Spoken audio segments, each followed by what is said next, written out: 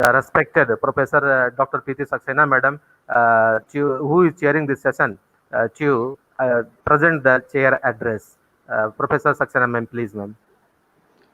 Thank you, Saman. Well explained keynote. No more words for that.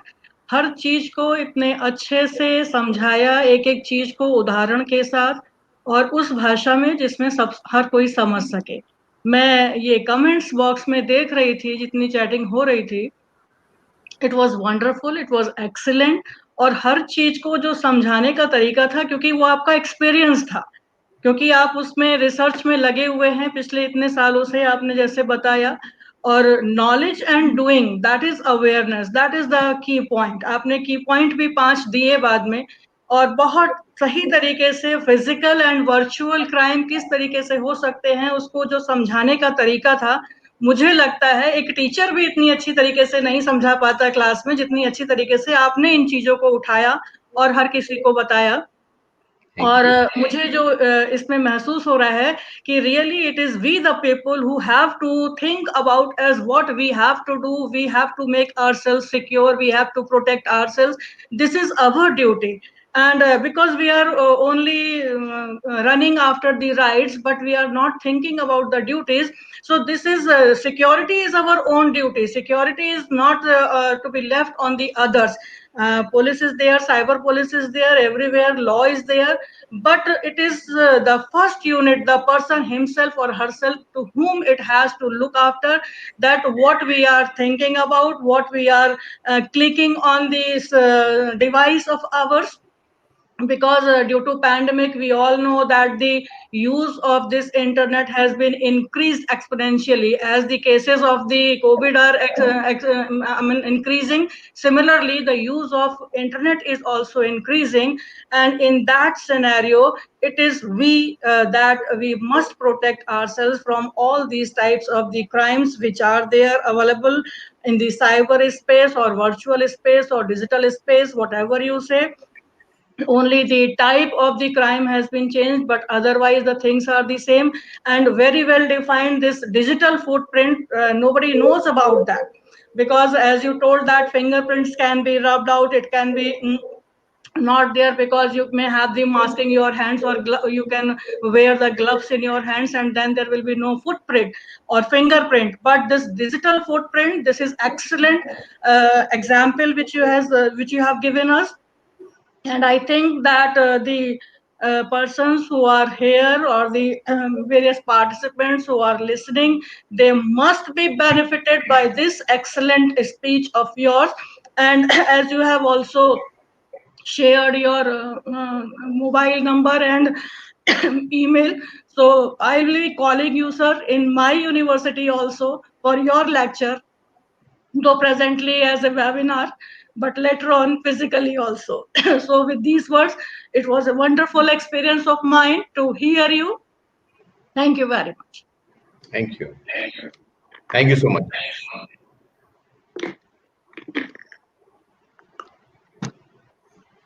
बंद करूं आपकी आवाज? In addition, may I say something? Or you will be closing this inaugural session? Someone, I am not hearing you. Your mic is mute. Yes, ma'am. You may add, ma'am, please. The session will continue. We will present word of thanks to Dr. Varun Kapoor, sir, and after him, the session will keep going on, ma'am. You please add, ma'am. And before you add whatever you are about to, let me tell the panelists as well as the participants over the YouTube that Professor Preeti Saxena, ma'am, is not well, and since last fortnight she was not well, but at my personal request, and in fact I insisted to her like a child, and anyhow she got ready to appear in this webinar, in this virtual seminar. So I'm very much grateful to ma'am. And please, ma'am, you add what you were about to add in your chair address. Yes, as Kapoor sir has told that we have to protect ourselves and we have to secure ourselves.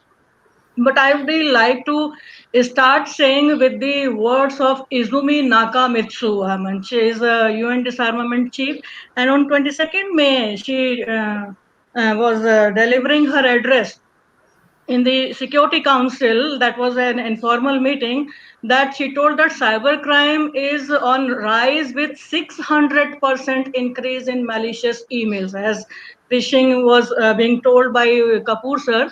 So during this current crisis, we have seen that this cybercrime has been increased and the rise is 600%. So the Can, question of can I security speak and on that? privacy Sorry is to one of interrupt. the issue. Then Sorry she to told interrupt. that there have also been the worrying reports of attacks against the healthcare organizations and medical research facilities worldwide. So another issue which is related to this, that is of the health and integrity issue. And also she told that due to the digital dependency, we all are witnessing the vulnerability to the cyber attacks, and it is estimated that one cyber attack takes place every 39 seconds. So in that scenario, what we are doing, because we all know that we are in the midst of this COVID pandemic attack and outbreak, and as of now the only effective remedy to control the pandemic is a complete lockdown or worldwide lockdown is there. Therefore, not only the educational institutions, but most of the companies, firms, financial institutes are compelled to allow their faculty, teachers, staff, employees to work from home. And in that work from home, just because to maintain the continuity in the work, this is one of the reason. And many business related activities have been shifted to the internet, ranging from online classes, online meeting, online coordination and client meetings, customers meeting, financing. So everything is going on like this. Webinar is going on since 12 o'clock and will continue up to 5 o'clock. So this is not the only example. There are so many webinars which are being conducted by various educational institutions. Video conferencing has come into, so e-commerce, e-medical, e-class, so everything is there. So in this accelerated digital scenario, or we can say digital transformation, many organizations have been stuck at the pilot stage, because this is not a normal thing. This is a new normal, and we are all pushed to the remote working or working from home. So online working in an unprecedented pace, and there are issues like acquiring digital talent, as was told in the keynote speech of Varun Kapoor sir, that we are there in the internet or the cyber space, and in that these type of the cyber attacks are mostly on those who are not digitally having that much knowledge. This is one. But the persons who are having the knowledge also, they are not doing, because they are aware but they are not doing. So acquiring digital talent is one, and working on that digital talent is another thing. So these are the issues which are not normal for everyone. This is the new normal, and everyone is not a tech savvy. So achieving this digital knowledge or digital talent is important to become a part of this new normal. So using internet without internet is dangerous. It is 100% agreed formula that using internet without knowing internet is dangerous if it is misused. So who are misusing the internet? As examples were given regarding various types of the cyber crimes, so the concept of this clear net or deep net or dark net. So we as an academician are only can make a distinction between these three types of the nets, whether it's a clear web or deep web or dark web. But as told by Kapoor sir, that the cyber police is also there to know as to how it can come, Silk Route 1, Silk Route 2, and there are examples of Bitcoin and blockchain and everything. So a most illegal site, that is darknet, we are all aware about that, how to interfere in that and how to work in that. This is also very important. So due to the ramifications of the work from home, the proprietary data is being accessed from laptops and home PCs that may or may not be equipped with the latest security updates, and the same level of firewall as we are getting in our office setup, or in our working places. So this has increased also the security risk, not only the security from the point of the user, but also because various things we are not able when we are working from home in this COVID scenario. So it has been there that the home Wi-Fi system of the employees that may have very low level of security standard, and at the same time it is open. It is an open invitation, rather I should say, to the cyber hackers to get the access to our laptop, to our home PCs, or to our mobiles, where we are storing the data. So there are certain issues of the privacy and legal enforcement in the cyber world. Use of VPN is important for securing the work. And as we all know that we are taking the online classes, and the only conferencing method which is easily available, that is the Zoom meeting. So there is emergence of the new threats, like hacking of the video conferencing apps also. Zoom is considered to be not a safe app, and it is said that it should be used in the browser. Many of the students, they are not having the laptops or PCs at their home. They may be using this mobile device. So how to be safe in that situation, by these type of the cyber hacking? This is also very very important, because cyber hackers, they have got great creative with this bona intention for hacking the devices, stealing the data and confidential personal details. Everything is there. And they are adopting some new approaches also to exploit the users during the COVID-19 situation. As phishing was considered to be one of the cyber crime. So in that, we are also witnessing that there are number of phishing emails with dangerous links. They are coming every time to everyone. Our inboxes are filled with this phishing email. So sometimes you see that it pretends that the advisories are relating to the COVID-19 are coming from WHO or from your own employer. So if we just click that phishing emails, the link which has been given therein, then naturally the malware is entering into our devices and accessing into our system. So once there is a malware attack our system, then we know that what are the causes for the security of our systems. That is very important. So in that state of there is a study which was done in 2018, that is state of privacy of the Indian apps and websites. So the study says that most of the mobile apps are unsafe, and more than 86% of the mobile apps are targeted towards the children, which is not safe. As given the example by Kapoor sir, that this is relating to the children, the monitoring, etc., all these things, what type of the apps they are downloading to their mobile sets or to their laptop. So a special monitoring is required, because the study says that 86% of the mobile apps which are targeted towards the children only. So these are not safe. Various types of the other types of the crimes are being committed against the children.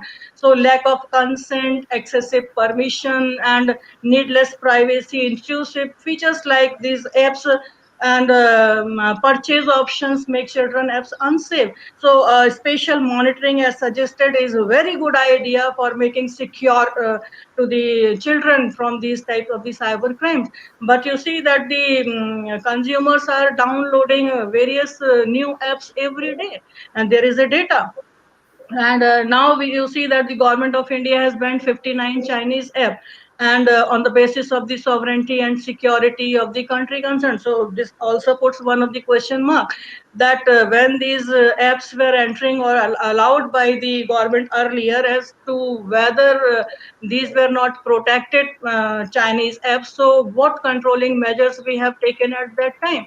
So considering these points, we have to see that working from home, how we can create a sense of workplace at our home, and what digital tools to our should be given to the employees, and to the make it office centric workplace at home. And because of the COVID pandemic, we all know that this is not only the lifestyle, this is not only the work style, everything has been changed, and we are working from home. So there are certain rights issues, because being a student of constitutional law, I try to make it collate all the things with the rights issues or the constitutional aspects. So the very aspect that is right to life and personal liberty, which is emerging within various other rights like right to privacy. So work from home is an intrusion to in the privacy of the person concerned or not, or it's like surveillance or CCTV. You know that the Karnataka has issued one of the app, Karnataka quarantine application, that a person, officer or employee who is there quarantined at their home. So every 1 hour they have to give their selfie, and that has to be posted. So everybody is entering to your home, which you don't want to be, because working from home is like that. So right to privacy, we have to discuss about that. Then right to dignity, the cyber crimes, gender related crimes, stalking, attacks on the children. So these are the points which can be discussed in right to life and personal liberty. Then health is another area where we can discuss that working on the screen, that is our time to work on a screen has been increased enormously. And every time we are going to the screen, whether it be mobile or laptop or PC, whatever is it, and television also, so the time has been increased. So how we can take care of our health, particularly our eyes. So this is also one of the issue where we can discuss during this COVID pandemic, this cyber use. And then right to livelihood and right to work, because the persons who are not tech savvy, the persons, they are being entrenched from the services. This is one of the area also relating to the right to work and right to livelihood. Then right to equality and right to education. We all know that digital divide is very much there. Everybody is not having those systems with them, and this made a divide, and equality is not there. You have been gone through some of the news items which have been published in the newspapers, that nine children, that is they were the age of the 14, 15, 16, these were the ages in different states, Karnataka, Kerala, Tamil Nadu, that they have committed suicide. Why? Because they were not having the smartphones to attend the classes. So where is that equality, and what is that education? We have to look into this system also, because of the change in the lifestyle and work style. And then finally, the right to internet, that is also considered to be one of the fundamental right, whether it be the case of the Anuradha Bhasin versus Union of India related to Jammu and Kashmir 2020, or this where the court has said that this right to internet is very well protected under 191A and 191G, that is freedom of speech and expression, as well as under this freedom of trade and business. So that is also here. So in that scenario, there are some more cases. I'm not going into detail of those cases, but the participants, they may also see the 2020 cases. After Anuradha Bhasin, there is a Foundation for Media Professional case of the Union Territory of Jammu and Kashmir, decided on 11th May, and one more case that is decided by Kerala High Court. That is very important. That right to education is a fundamental right, and for getting education, right to internet is a part of that, and this is also a part or extension of right to privacy. That is Fahima Shireen versus State of Kerala, where Justice PV Asha has clearly made that if you are not having the internet, that violates your right to privacy also. So in that scenario, when internet is your fundamental right as declared by the Supreme Court, you have to work from home. You have to be secure yourself. You have to protect yourself from this cyber attack. What you have to do, how to save yourself from the cyber attack, these are some of the points. As the key points have been mentioned by Varun sir, that is very important. Besides that, there were certain questions also, how we can know that these sites are safe or not. So we need to prepare the users who are not accustomed from the remote working or non-working on the internet. At the same time, there can be online training to teach the users and how to identify and to avoid the risk, and also suggest them the procedures to follow in cases of the threat, that is of the cyber attack or stealing or logging credentials and sensitive data. So a training is required. So these type of the trainings which Varun Kapoor sir has said, that that he's giving in various institutions and in various continents of the world. So this is a very good initiative, and that should be followed by all the academic institutions also. That these type of the trainings, online trainings, are a must, which must be given to how to use the cyber system. So users must be adequately trained and to avoid these type of the attacks, and they must be asked to ensure that the programs and applications they are installing in they are the original version from the trusted sources, because as told that spelling in the URLs of the websites that are very very important, and we have to be very very cautious when we are downloading or when we are opening any link on that URL. So HTTP very well told that it is hypertext transfer protocol, and when the word S is used, HTTPS, that is a secured site, and S stands for the security.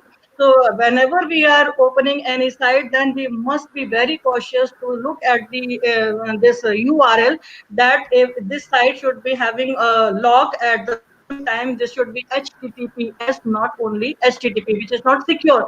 So we have to see that it whether it indicates the encryption to transfer the data or not, protecting from the hackers, and we have to always try to think about that websites which are used to lure the persons, or to lure the persons that sharing from that personal information, that is not good.